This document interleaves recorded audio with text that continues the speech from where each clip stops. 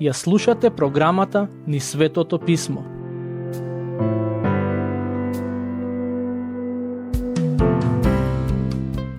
Зборовите кои излегуваат од нашите усти имаат моќ, за добро или за зло. За жал, некогаш не сме свесни за таа моќ и затоа ја пропуштаме шансата да направиме големо добро со нашите зборови, или пак, несвесни за моќта на зборовите, правиме голема штета во тугите животи. Јазикот е една од главните теми во посланието на Јаков. Во претходната епизода видовме како тој го споредува јазикот со уздата која им се става на коњите и кормилото со кое се управува бродот. Неговата логика е следна: како што уздата ги управува коњите, а кормилото бродот, така и јазикот, иако е мал орган, сепак има силно влијание. Да почнеме со читање на посланието, глава 3, стих 5. Јазикот е мал орган, но големи работи зборува. Ете, мал оган, а колку голема гора запалува.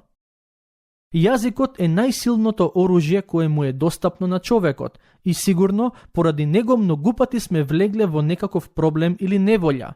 Некој ги напишал следните зборови: невнимателниот збор започнува расправија, лошиот збор уништува живот, горчеливиот збор поттикнува омраза, грубиот збор може да убие, љубезниот збор го исправа патот, радосниот збор го осветлува денот, навремениот збор го намалува стресот, внимателниот збор исцелува и благословува. Во денешната епизода ќе продолжиме да размислуваме за важноста на јазикот, бидејќи стиховите кои денес ќе ги читаме се однесуваат на таа тема. Всушност, денешните стихови се продолжение на она што го читавме и проучувавме во претходната епизода. Во стихот кој предмалку го прочитавме, Јаков го споредува јазикот со оган. Тој вели дека јазикот е мал оган, но големи шуми запалува. Ми се допаѓа таа споредба и тој сликовит опис на моќта на зборовите.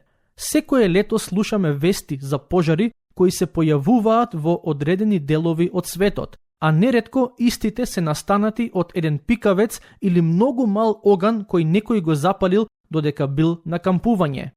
Еден мал оган или еден обичен пикавец можат да уништат стотици квадратни километри шума.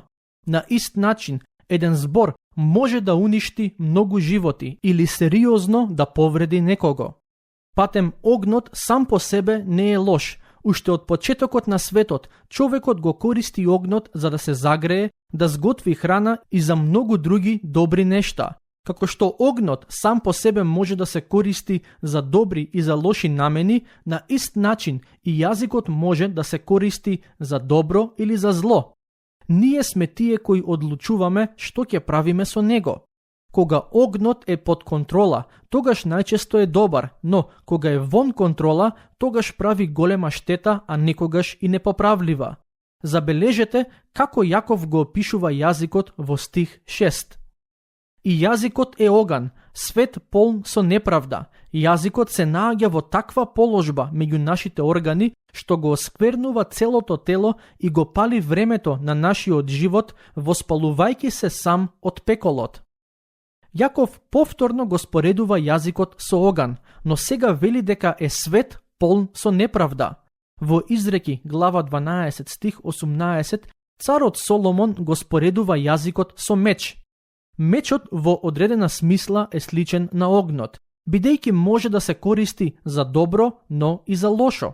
Мечот може да заштити некого од штета, а може и да убие некого. Не само тоа, туку Јаков вели дека јазикот го осквернува целото тело. Нашите зборови, кога не се богоугодни, морално ја расипуваат целата личност. Сте запознале ли некогаш некој кој изговара лоши зборови, а да е добра личност? Се разбира дека не. Патем, верувам забележавте како Јаков вели дека јазикот се воспалува сам од пеколот. Зборот преведен како пекол во овој стих е истиот збор кој се користи во книгата Откровение за огненото езеро каде ќе бидат фрлени сатаната, демоните и сите неверници. Овој збор се користи 12 пати во Новиот Завет, а истиот најчесто го користи Господ Исус во своите поуки. Интересно е тоа што Јаков вели дека јазикот се воспалува од пеколот. Тој како да сака да каже, јазикот е оган, кој кога прави голема штета, тој го прави тоа поттикнат и зајакнат од пеколот. Стихови 7 и 8. Секаков вид ѕверови и птици, лазачи и риби се скротува и се припитомува од човечкиот род, а јазикот никој не може да го скроти. Тој е немирно зло и полн со смртоносен отров. Се сеќавам како пред многу години, уште пред да бидам женет, во нашиот град доаѓаше еден циркус кој го посетувавме со моите пријатели. Со оглед на тоа што еден од нас се зближи со еден од вработените во циркузот, едно утро имавме прилика да појадуваме заедно со дел од вработените. За нас тоа беше неверојатно искуство.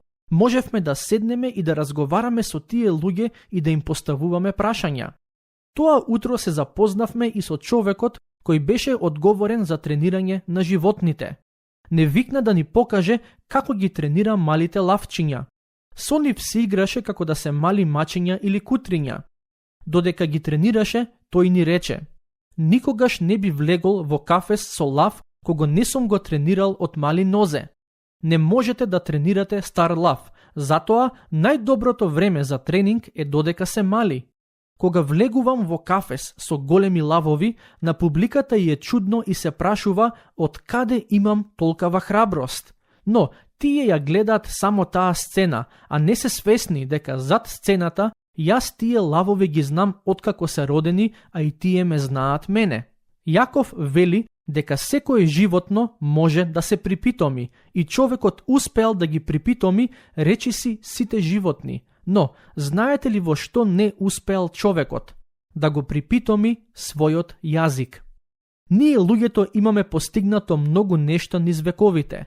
Во последно време технолошкиот напредок е побрз од било кога, а сепак не можеме да го решиме нашиот најголем проблем, а тоа е гревот. За гревот има само едно решение, а тоа е верата во Господ Исус Христос. За нашите нескротени јазици има само едно решение, а тоа е Светиот Дух кој му е даден на секој кој верува, а тој Дух е извор на самоконтрола и на кротост. Јаков вели дека јазикот е немирно зло и полн со смртоносен отров. Знаете ли дека секогаш кога со своите зборови ги повредуваме другите, ние всушност испуштаме отров од нашите јазици? Предпоставувам дека никој не сака да се гледа себе си на тој начин, но Светото Писмо јасно ни кажува дека кога ги навредуваме другите, кога им зборуваме зад грб, кога ги омаловажуваме или обесхрабруваме, ние всушност сме како змии кои испуштаат отров од устата. Секој од нас е виновен за овој грев. Затоа, следен пат, кога ќе сакате да кажете нешто што би навредило или повредило некого, имајте ја оваа слика на ум, дека јазикот е извор на отров. Но, тоа не е се што Јаков има да каже за јазикот. Во следните неколку стихови, повторно, на сликовит начин, објаснува колку е апсурдно кога со истиот јазик кажуваме пофални зборови за Бог, а кажуваме и погрдни зборови за ближниот. Ќе продолжиме со читање, стихови 9 и 10. Со него го благословуваме Бога и Отецот, со него ги колнеме луѓето создадени според подобието Божјо. Од истата уста излегува и благослов и клетва. Не треба, браќа мои, тоа така да биде. Луѓето имаат различни начини на кои условно кажано го благословуваат Бог или кажуваат пофални зборови за него. За жал, во секојдневието некогаш се случува луѓето да го спомнат Бог, но тоа да е само некоја фраза која им е дел од речникот, која ја повторуваат, но не мислат на неа. Например, сигурно сте слушнале луѓето често да велат фала Богу, а воопшто да не размислуваат за Божјата благонаклоност и добрина која ним им е покажана.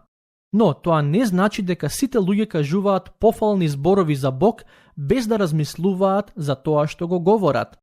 Има искрени верници кои се внимателни кога го користат Божјото име и не го прават тоа напразно.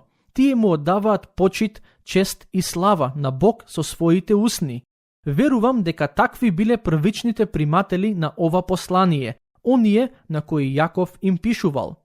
Но, само затоа што некој внимателно го користи Божјото име во разговор или во црковниот и секојдневниот контекст, често му дава слава и чест на Бог, тоа не значи дека таа личност го ползува јазикот како што треба. Јаков им вели дека ако го благословуваат Бог, а со истиот јазик го колнат или зборуваат лошо против ближниот, тогаш нешто не е во ред. Тој вели, од истата уста излегува и благослов и клетва, тоа не треба така да биде. На Бог не му е мило кога го фалиме и благословуваме Неговото име, а неколку часа подоцна го навредуваме или омаловажуваме ближниот. На неколку места во писмото ни е објаснето дека верата во Бог секогаш треба да влијае на односот кон другите луѓе. Земете ги за пример двете најголеми заповеди за кои Господ Исус зборува во Новиот Завет. Тој вели дека првата најголема заповед е да се сака Бог, а втората да се сака ближниот како себе си. Едноставно е невозможно да бидеме примерни верници кои живеат богоугодно доколку не бидеме луѓе кои внимаваат што и како зборуваат за другите околу себе. Во следните два стихови Јаков на сликовит начин го објаснува овој принцип. Стихови 11 и 12. А тече ли од еден ист извор сладка и горчлива вода? Може ли, браќа мој, смоквата да раѓа маслинки или лозата смокви? Така, од еден ист извор не може да тече солена и сладка вода. Кога од еден извор би течеле сладка и солена вода, ние сигурно би помислиле дека нешто не е во ред со него, зарем не? Истото може и треба да се каже и за нашите јазици. Кога во еден момент го фалат Господ, а во следниот го критикуваат ближниот, нешто не е во ред.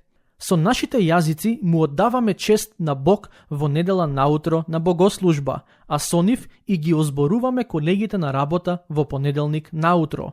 Тоа е лицемерно, но писмото исто така не учи дека устата го вади на површина тоа што се наоѓа во срцето. Какви ни се зборовите, такво ни е срцето. А со оглед на тоа што во него има грев, само Господ Исус може да ни помогне и да го очисти гревот кој е во нас. Стих 13. Кој е меѓу вас мудар и умен, нека ги покаже преку своето добро однесување делата своји во кротост и мудрост. Како се покажува мудроста? За кој човек би можеле да кажеме дека е мудар? За оној кој себе си се нарекува мудар? Не, туку оној кој на дело покажува дека е кроток и мудар. Стих 14. Но, ако во срцата своји имате горчлива завист и карање, не фалете се и не лажете против вистината. Зависта и карањето не се доблести на верата, туку плод на гревот кој се наоѓа во нас. Јаков вели, ако во срцата своји имате горчлива завист и карање. Мислам дека поентата на Јаков не е дека верниците може би имаат, туку со оглед на тоа што имаат завист и карање, да не се фалат со тоа, ниту пак да постапуваат спротивно на вистината. А како се покажуваат зависта и карањето? Се разбира, преку јазикот. Така што се уште ние се наоѓаме во истата тема. Преку овие зборови авторот ги охрабрува своите читатели да не се фалат со своите гревови, туку да му дозволат на Бог да ги очисти од се што е зло во нив. Стих 15. Тоа не е мудрост која доаѓа озгора, туку земна, душевна, бесовска. Не знам дали сте знаеле, но постојат два видови на мудрост. Онаа која доаѓа од озгора и онаа која потекнува од земјата, односно неизин извор се демоните. Има луѓе кои во себе ја имаат демонската мудрост. Тие се фалат со тоа колку се паметни и колку знаат и имаат знаење за нештата кои не се од Бог, туку од светот. Оние кои постапуваат спротивно на вистината, може би мислат дека се паметни, но Јаков ни открива дека тие во себе имаат демонска мудрост. Кои се некои од симптомите на таа демонска мудрост? Стих 16. Зашто каде што има завист и карање, таму има неслога и се е лошо. Со други зборови, зависта, карањето и неслогата се последица на демонската мудрост која действува преку зборови и дела. Значи, кога во едно семејство или една црква има завист, карање и неслога, тоа не се случајни појави, туку знаци дека во таа средина има силно дејство на злите сили. Стих 17. А мудроста што иде озгора е најнапред чиста, а потоа мирна, кротка, покорна, полна со милост и добри плодови, непристрасна и нелицемерна. Каква е мудроста која доаѓа од Бог?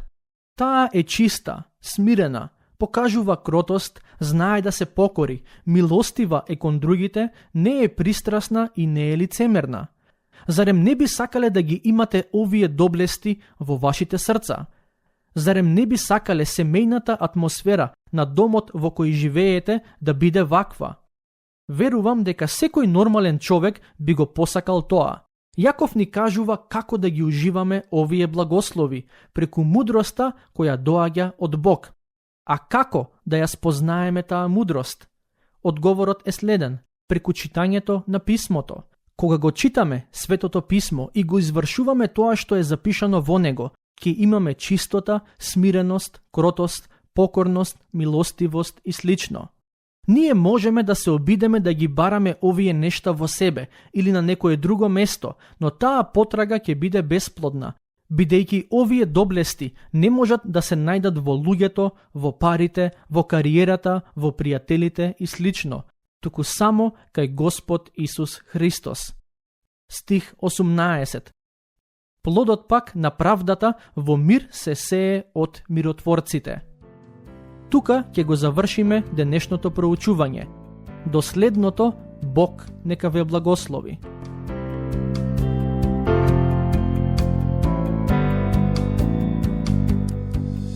Слушнавте епизода од програмата Низ Светото писмо. Можете да не слушате и преку мобилна апликација на нашиот YouTube канал и на подкаст платформите како што се Apple и Spotify. Ако ви се допаѓаат нашите епизоди, споделете ги и препорачајте ги на вашите пријатели. Бидете слободни да ни оставите свој коментар или да ни пишете на нашата имейл адреса nizsvetopismo@gmail.com. Следете ги нашите страни Низ Светото писмо на Facebook и Instagram.